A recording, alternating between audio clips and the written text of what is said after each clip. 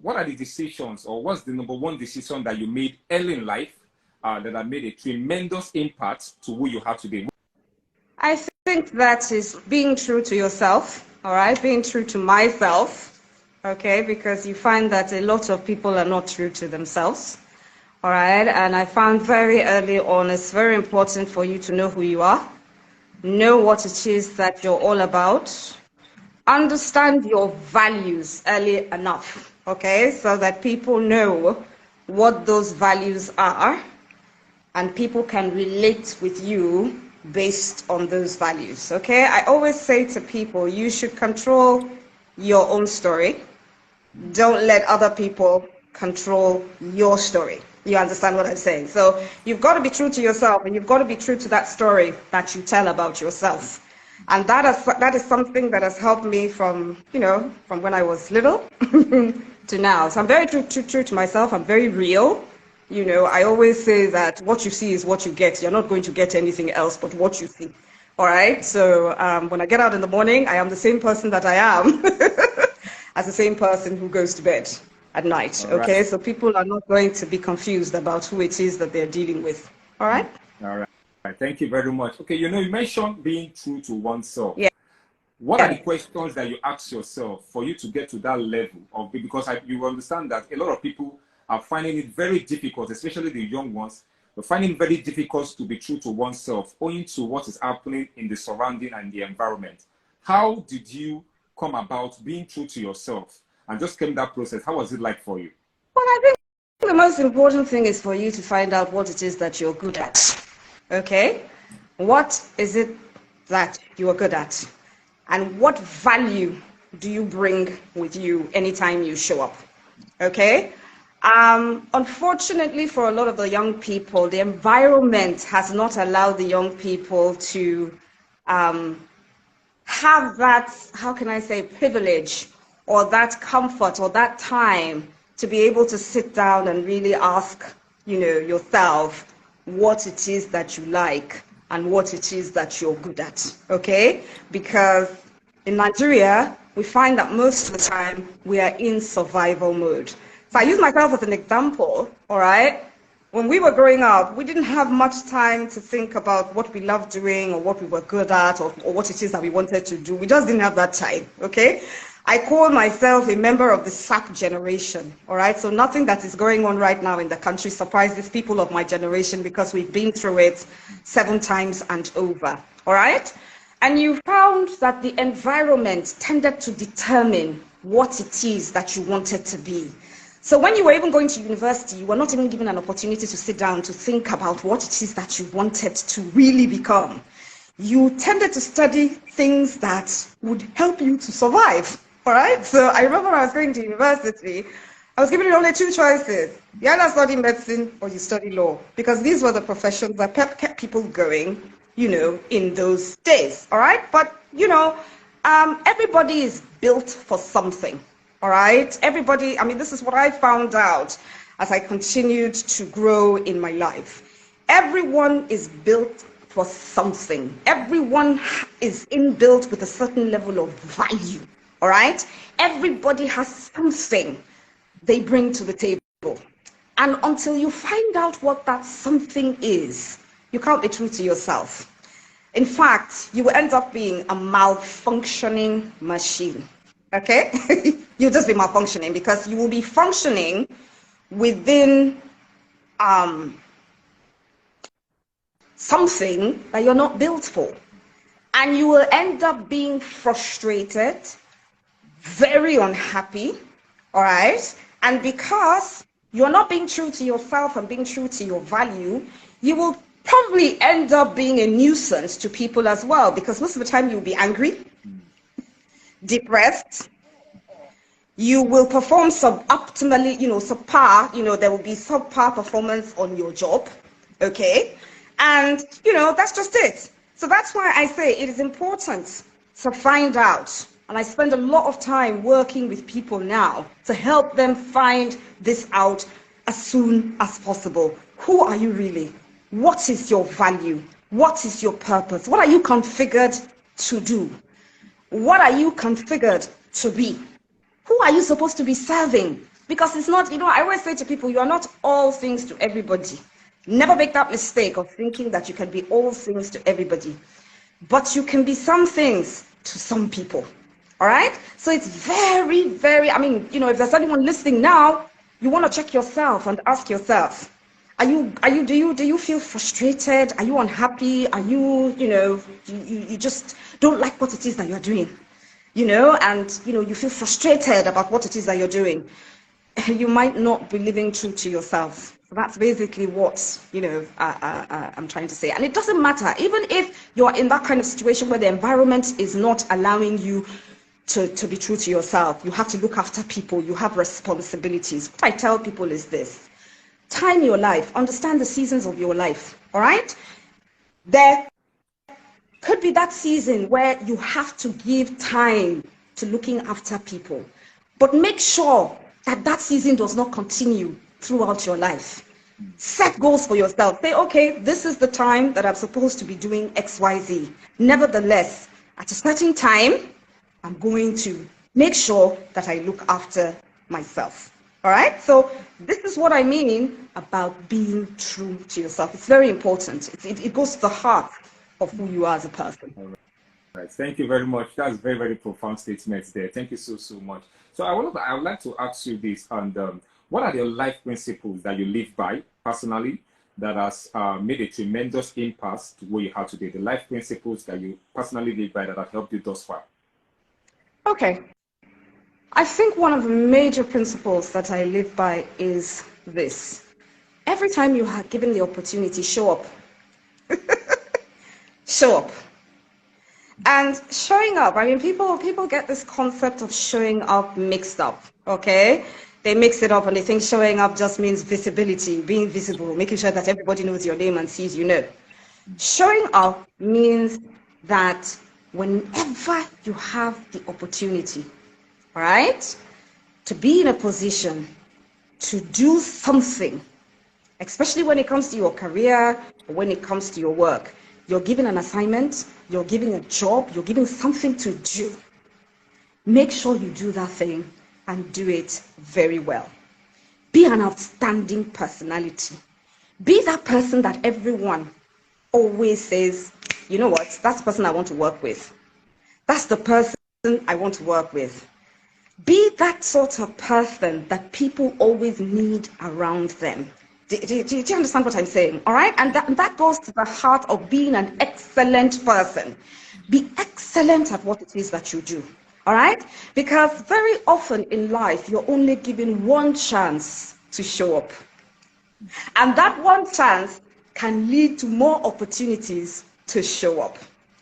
But if you mess up that one chance, you may never get an opportunity to show up again in your life. So whenever you have that opportunity to excel, please show up, excel. That's what I mean by, I know some people who are very good at it. When you tell them to show up, when it comes to the work, they're never there when it comes to the work, okay? But when it comes to an opportunity for people to be visible, they're always there, okay? And I always know the difference. I would always know these are the people that I want to work with. These are the people that I want to always do my work with. All right, and I know that if I call XYZ, my work is going to be done and it's going to be done well. All right, so my advice to the young people who may be listening to this, who may listen to this later on, is show up. Show up. Be excellent at what it is that you do. All right? Thank you so much. Thank you so much, Emma, for that. Okay, so can you share with us 3 advices that you have gotten from someone that have made a tremendous impact to who you are today? 3 advices you have gotten from someone. 3. Yeah. Okay. All right. Number 1, I'm very lucky. I would say most of the advice that has helped me in my life have come from 2 exceptional people: my late father, God bless his soul, and my beautiful mother. Happy Mother's Day to her. Happy Mother's Day, I was actually. very fortunate. I've been very fortunate to grow up in I come from an academic family. Both of my parents were professors. So very early in life, the quest for merit was instilled in our lives. So my parents would always tell us, be place an emphasis on meritocracy. All right, be a person of merit. I remember when I was doing my JAM exams way back. I don't want to tell you how many years ago that was. I'll give away my age. All right, way back then, long time ago. Long time ago, my mother sat me down and she said to me, "Well, you're doing your JAM, and let me just tell you something. You better get in on the merit list. If you don't get in on the merit list, I'm not going to help you get into, university." All right, so and she kept on drumming that into my head. Okay, that you had to get in on the merit list, of course, was the first list. Okay, and then of course you had the wait list or whatever it is. And my mother was like, "You better get in on the merit list, because if you don't get in on the merit list, I'm not going to help you." And she could have helped me because, of course, being part of the academic system, she would have been able to help me. But I think my mom, she would have helped me even if I'd gotten on the wait list. But I think my mom just did that on purpose to get me to make sure that I did well. And she was reminding me the other day, she said, "Emma, remember, you got in on the merit list. And because of that, I studied hard." Okay? And that instilled in me that character of working hard, always working hard. All right? Forget about what's happening in the country today. All the things that we're seeing now, they're just a mirage. Okay? They can't last for too long. The secret to a successful life, really, one of the secrets, there are many secrets, but one of the secrets to a successful life is hard work. All right? If you put, your mind to it, and you study, as the Bible says, to show yourself approved, okay, you will make it in life. Okay, so I studied, and I got in on the merit list. And in those days, the merit list of those days is not the merit list that we have now. The merit list, you had to score very, very, very, very high grades, both at the school set level, both in your JAM. So I learned to study to show myself approved. Okay, I learned that merit, you can't pay for merit. Okay, and meritocracy is the way that you should go. The reason that we're seeing the kinds of things that we're seeing in the country today is because people are not paying attention to merit. They're just doing everything. Money can buy everything. It can't, and that's why the country is not progressing. Do you understand what I'm saying? So you have to pay attention to merit and to studying. Look at the lives of some of the most successful people in the world today. Study the life of Bill Gates. He didn't finish university. But I tell you, he didn't finish university because he had studied enough. That man reads. Even up till now, I hear he takes some time off, and he, when people are enjoying themselves, going on some fantastic holidays somewhere, his holiday is to go somewhere and read. You know what he does? He sends to all the major universities and he says, "Give me the top PhD dissertations." And he spends his time studying and reading. And that was why Bill Gates knew before everybody else that what was going to shut the world down was a virus. And people said, "Oh, you're a juju man." Okay. There's something about you. You are doing something crazy, No, that was not actually what happened. He was able to see ahead of everybody else because he was studying. All right, so that's the first thing, study. Second thing, never give up. Never give up. All right, once you know you have a dream and you have goals and you have a vision for your life and you understand where it is you're going and what it is that you want to achieve in your life, don't give up. My father always used to say that.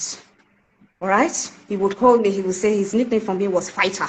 Okay, and that was because he would sometimes see life throw a big stone at me and I would fall, and he would encourage me and say, "Get up. You can't give up. You've got to keep fighting." All right, and my mom too was like that. So you look on the left, you have one parent who's telling you, "Don't give up." You look on the right, you have another person who is saying to you, "Don't give up." Third thing, I think that one goes to my mother. She always says, "Be good to people." She keeps on drumming that in my head because sometimes, because I'm a driver, I'm just moving. All right, and sometimes I don't stop to see whose ox is God or whatever it is. She says to me, "Be good to people, because you never know what can happen tomorrow.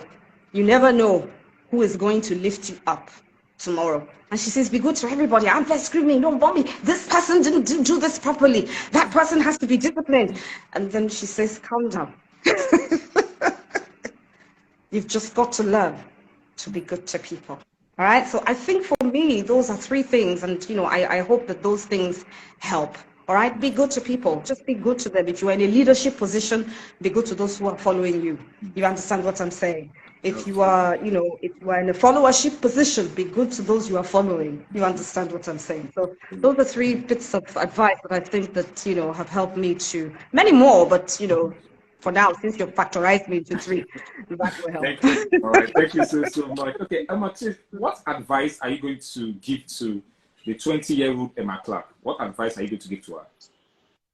The 20-year-old Emma Clark. I wish I could be 20 again. That would be going several decades back. But if I were to give advice to my 20-year-old self, I think that the advice that I would give myself now, knowing what I know about myself, find your purpose in life as quickly as possible. All right? Because it is in that place that you find your value. Remember, I said to you earlier on that it is critical for you to be true to yourself and to understand what value you bring to the table. Look, when you know who you are, nobody can mess you around. All right? Nobody can push you around. Nobody can mess you up. All right? And even if you fail, all right, notice I talk about failure a lot because, people don't like to talk about failure, but failure does happen. All right? And failure shouldn't be something that, knocks you out and, makes you give up. All right? Failure is something that we should all learn from. So what I tell people is this: find out who you are. Find out your purpose in life. Very recently, a lot of studies have been done. Well, I won't say it's very recent. In the last decade, a lot of studies have been done on this thing called purpose of life, finding your purpose, finding what it is. And researchers have found out, Harvard researchers, Cambridge researchers, Oxford researchers have found out, there's a whole study, you can go and read it, that people who find their purpose in life tend to live longer. They tend to resist disease a lot more than people who don't have a purpose in life. All right? And when you find your purpose in life, you tend to be a very happy person. This is what the studies have shown. You tend to be a very, very, not much in life gets you down. So when you wake up every morning, all right, and you're not likely to find people who have purpose in life are definitely not people who are going to commit suicide. All right, when things go bad. Because when you have purpose drives you. It motivates you. It directs you.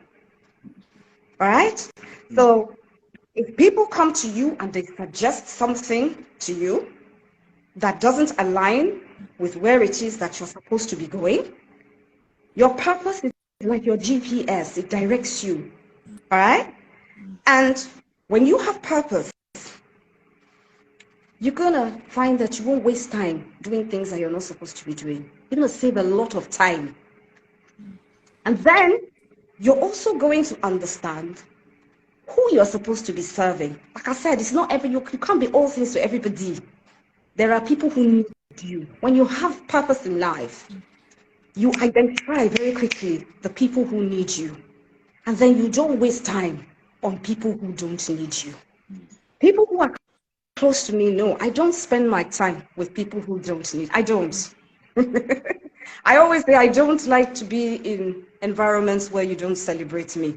Because if you're not celebrating me, and I'm not saying this to mean that, oh, I'm a big head and I want people praising me all the time. No, what I mean is that I want people to recognize the value that I add to people's lives. So if I am in a place where people do not recognize that I'm adding any value or I'm bringing any value to the table, then it means that I'm not for you. Do you understand what I'm saying? And that is what finding purpose does for you.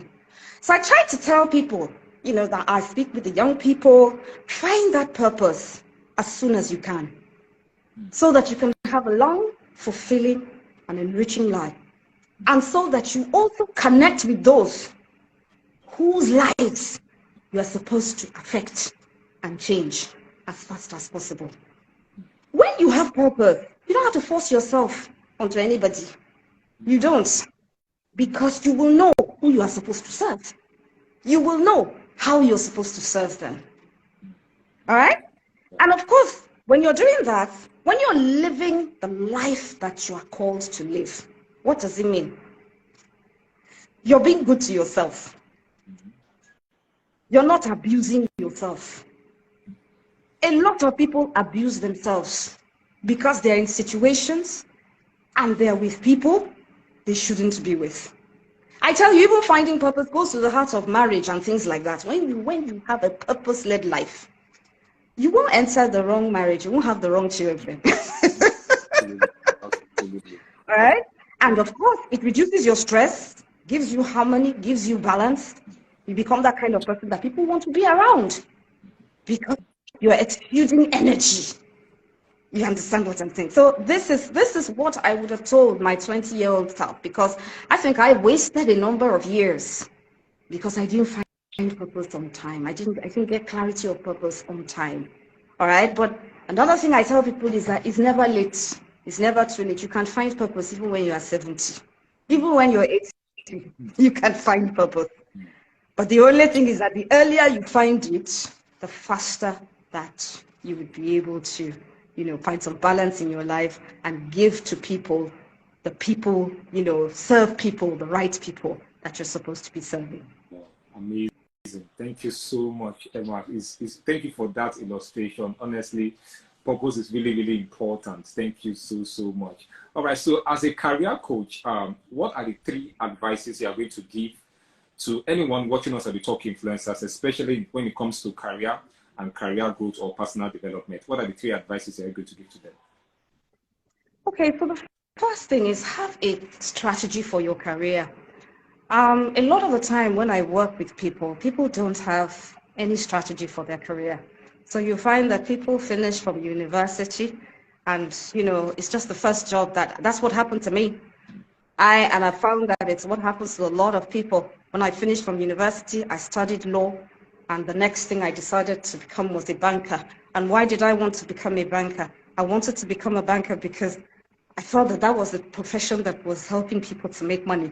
All right? As I said, remember I told you we are the SAP generation, and we grew up in a generation where there was a lot of lack and want. So you wanted your independence, you wanted to earn money, and the first place to go into was the banking industry. So I went into the banking industry, not because particularly I had, I wanted to, I went in there because I wanted to earn pay. And all right, it's fine to do that initially. But when you continue in a situation, in a place where you're just working because you want to earn money, one day I assure you, you're going to wake up and you'll be extremely frustrated and very unhappy. All right, so I did that for about 10 years and realized that something was not right. I was rising in my career, I was rising in my profession. I rose up quite fast because I'm one of those people. Remember, I said to you that I was taught very early to be a person of excellence. So you get into a place, you show up, you're excellent, people are going to promote you and you're going to move up very fast. But that didn't necessarily mean that I was doing what I wanted to do and I was happy doing it. Okay? So I tell people, have a strategy for your career.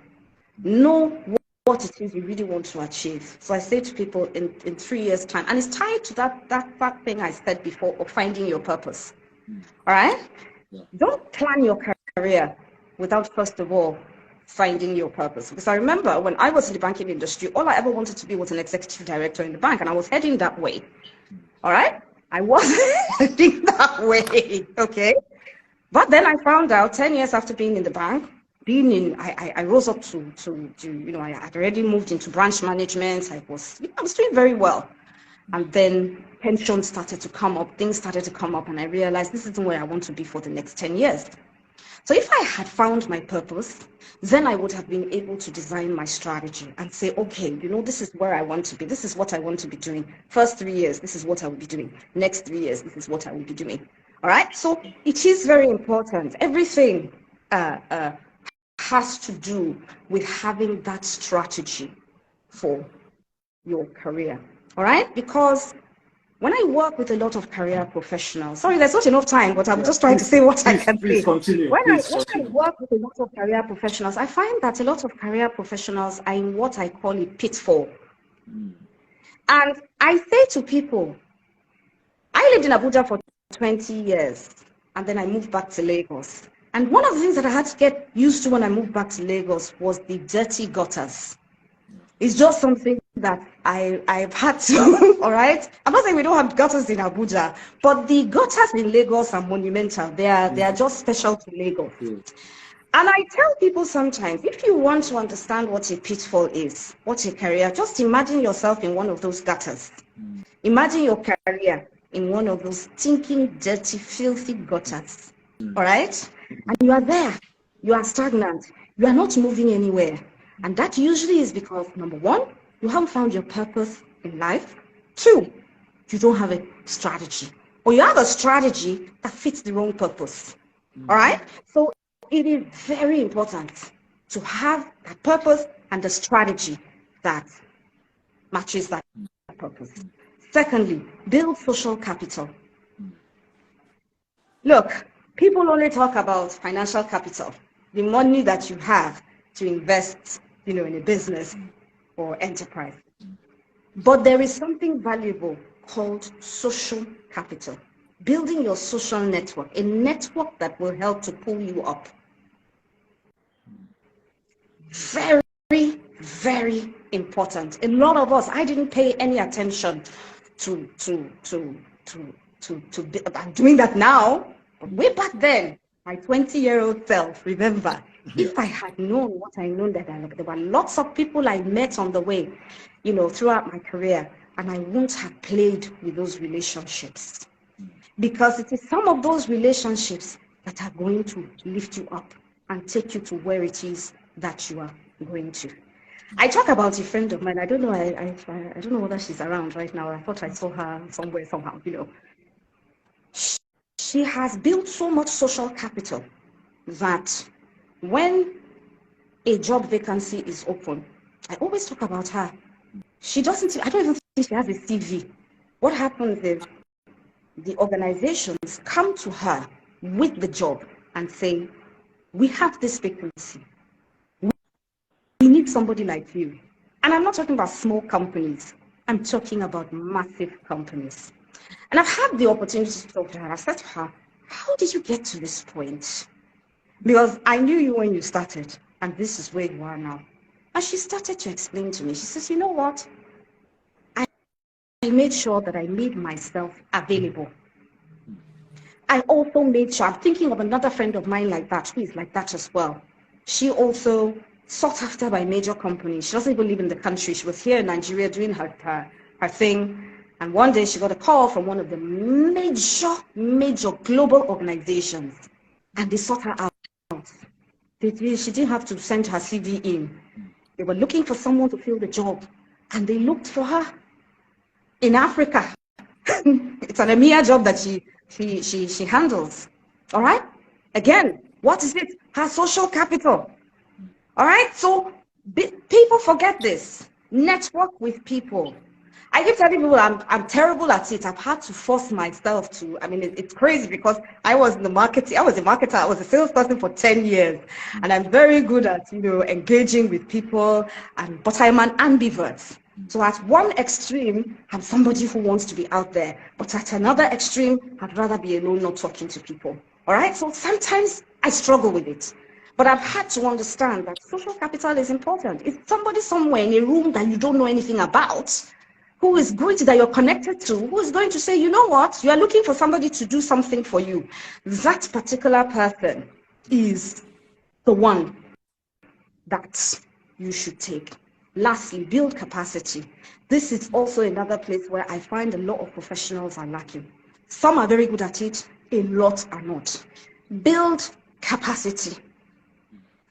It goes back to what I said about gaining an understanding of your purpose and having a strategy for your career. If you understand what it is that you're supposed to be doing and you know where it is that you're supposed to be going, you will know what skills you are supposed to build to help you become excellent at that thing that you want to become excellent at. A lot of people do not build capacity. And there are two ways to build capacity. There is personal development, all right? And there's formal and informal personal development. And there is professional development. Okay, so if you are not building yourself up at a professional level, what do I mean by that? Going on to do further degrees, going to get professional certifications. For example, I say to people, if you want to be in finance, you want to be an accountant, and you want to be a chief finance officer, there is no way that you will not go and get your ICANN or your ACC. You have to have it. Because if you want to rise in that profession, you cannot rise in that profession if you don't have those qualifications. Forget it. It's just not going to happen. You want to be a company secretary and be the one that everybody comes to let me even take it further. You want to be a company secretary in a global organization. Sorry, Madam and Mr. Nigerian Bar Association exam is not enough. I have a friend who has her American bar. She has her London solicitorship exam. She has done both of them. She has sorry, let me correct she has her New York bar, because there's nothing like an American bar. She has her New York bar ready, so that if any of the global organizations, she has her company secretary exam, she's done that. So if any of the companies looking for general counsel for an international company comes looking, she's ready. The certificates are ready. What I find sometimes is that people are not ready. And then people are not ready to invest in themselves. All right? Because capacity building has a lot to do with investment. You pay good pounds or dollars or naira to invest in yourself. People don't want to do it. They just think that success is magic. You wave a magic wand, and once you wave the wand, oh, I'm there, I'm successful. No, interview a lot of the successful people today. You will find that they have invested in themselves, and they're still investing in themselves. And then what I say to people is that if you are at that stage, young people, we don't have the money yet. Okay, you might not have the money yet. Invest in informal learning.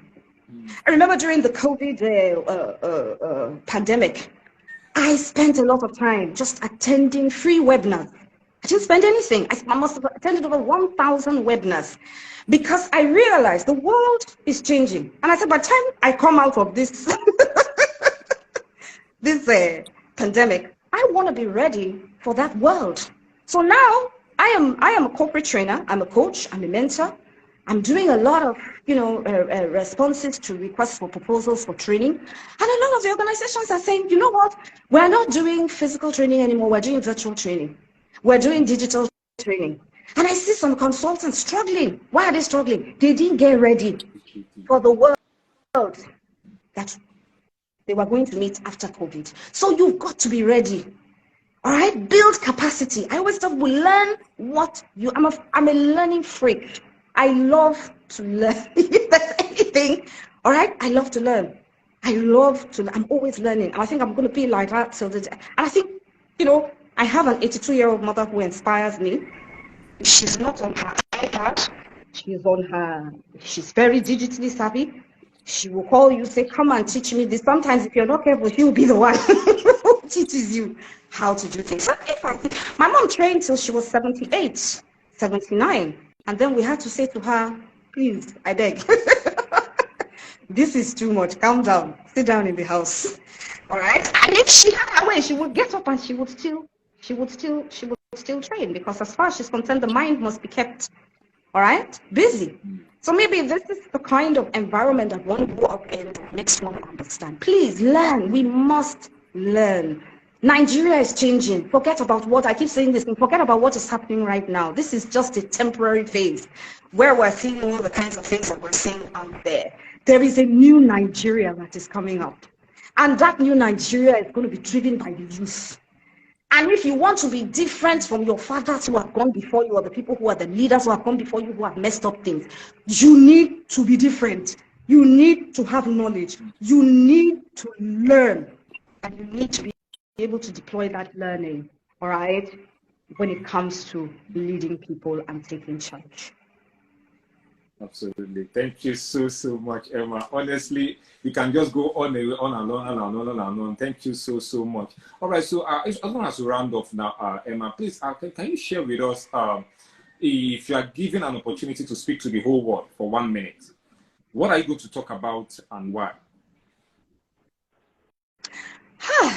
All right, so I've talked to you about purpose. So the next thing that I will talk about is don't be afraid to fail. I've mentioned this before, but let me talk a little bit about this. Don't be afraid to fail, and don't give up if you fail. I know that it has come to that extent where everybody always says, I will be successful, amen. Everything is going to be good, amen. It's going to be wonderful, amen. But nobody wants to talk about the failures that happen on your way to being good. All right? It is not every time you will succeed. I want to let everybody know that. All right? But what happens? What should you do? What should be your reaction when you fail? Because the truth is this: failure happens because of three things. Number one, lack of planning. When people don't plan, they will fail. All right? So if you do not plan, it is likely that you are going to fail. All right? Second thing is sometimes people fail because they're doing the wrong things. They're doing what they should not be doing. Thirdly, people fail because they lack the capacity, I've talked about that, to do what it is that they're supposed to be doing. So, if failure happens, take failure as a trigger or as a sign. Sit down, analyze the failure. Ask yourself, what caused this failure? You will find it fits into one of those three buckets.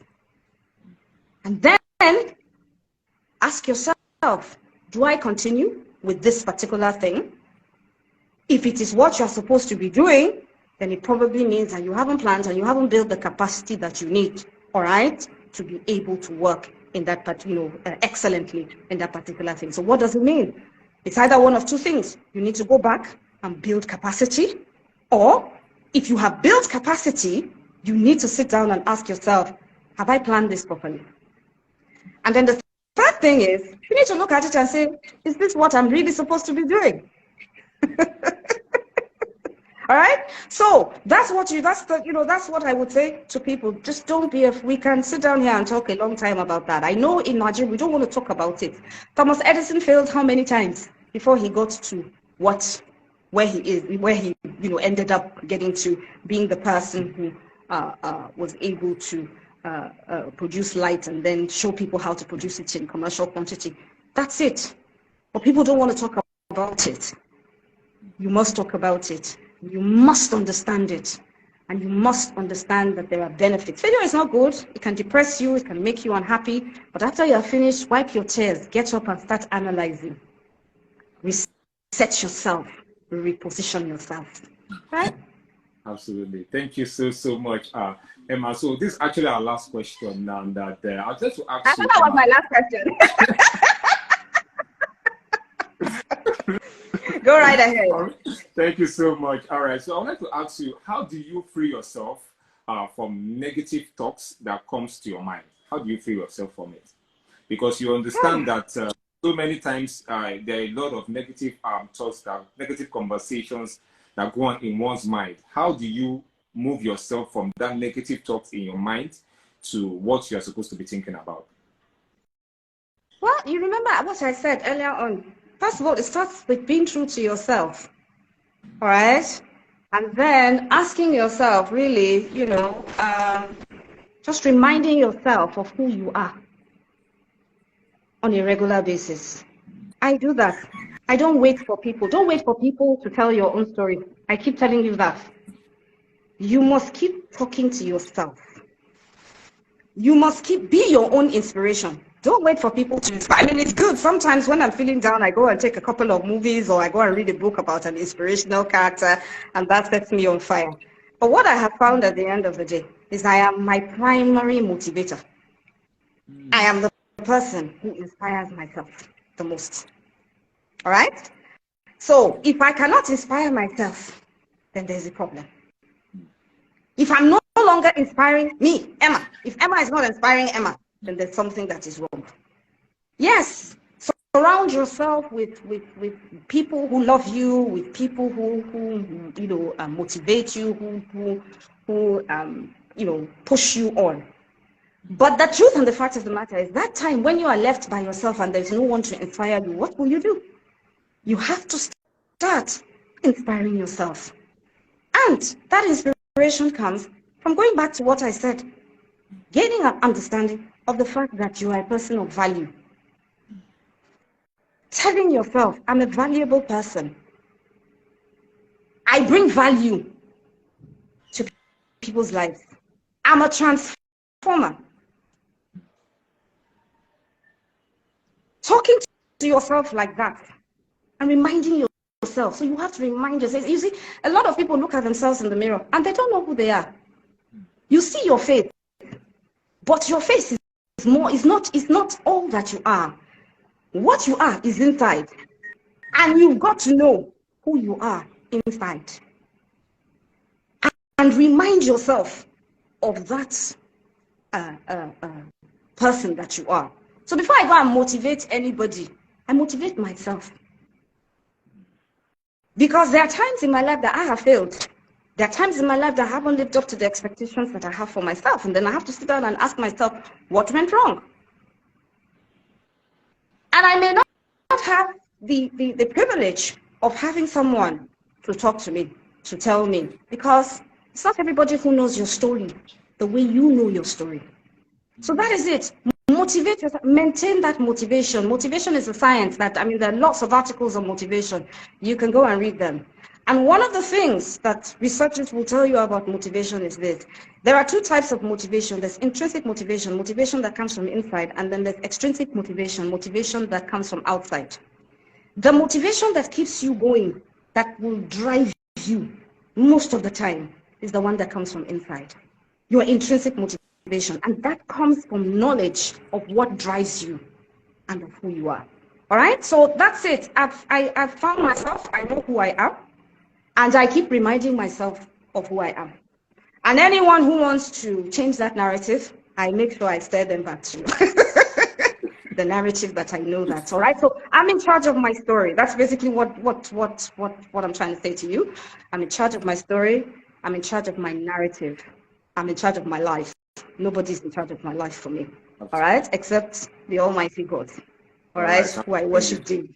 Absolutely. Thank you so much. I'm in charge of my life. I'm in charge of my story. I'm in charge of my narrative. Thank you so much, Emma Clark. Honestly, it has been a wonderful, wonderful moment with you on the Talk Influencers. Honestly, for me and of course the entire team at the Talk Influencers are watching this. They are super excited to have you today on the show. Thank you for the amazing words that you have shared with us today. We cannot recover from these words easily. Honestly, we want to say thank you so much, and thank you for being a light to all of us, even at the Talk Influencers. We love you and we appreciate you at what you do as well. Thank you, everybody, for tuning in. This is the Talk Influencers. Please, if you have more questions, you can just DM, of course, Emma Clark. Of course, he's also the founder of Learn with Emma Clark. Of course, he's a career and leadership development coach as well. There's so much to learn from her. Honestly, we are the Talk Influencers. We follow our page and, of course, read a lot of our thoughts imparting words that she always shares, also on our LinkedIn, on our the Instagram page as well. Thank you so much, Emma, for joining us today on the Talk Influencers. And this actually is the end. Thank you so much,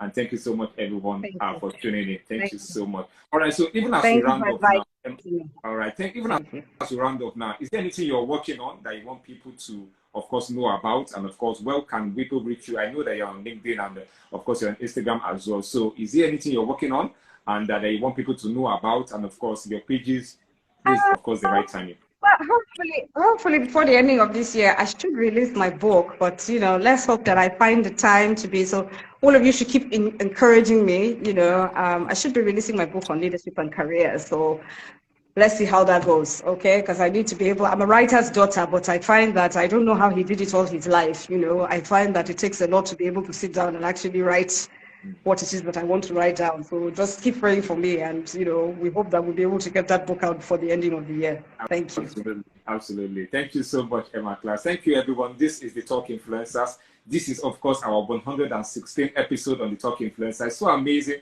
to have Emma Clark on the show today. Please, if you miss any of this section, you can go to our IG page at the Talk Influencers to get the full version, of course, on our YouTube page as well, to get the full version of this amazing life transforming episode with the amazing, incredible Emma Clark. Thank you so much, Emma Clark. And until next time, this is the Talk Influencers. Thank you so much. Bye-bye for now. Bye-bye.